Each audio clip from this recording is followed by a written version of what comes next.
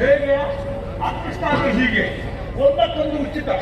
ನಾನು ಕರ್ತದ್ದು ಬ್ರಹ್ಮದೇವರನ್ನು, ಬಂದದ್ದು ಶಾರದಾ ಸಮೇತನಾಗಿ. ಬ್ರಹ್ಮದೇವ ಕೇಳಿದ್ದನ್ನೆಲ್ಲ ಕೊಟ್ಟ, ನಾನು ಕೇಳಬೇಕು ಅವಳು ಕೊಟ್ಟು. ಏನೇ ಇರಲಿ, ಒಂದಕ್ಕೊಂದು ಉಚಿತ.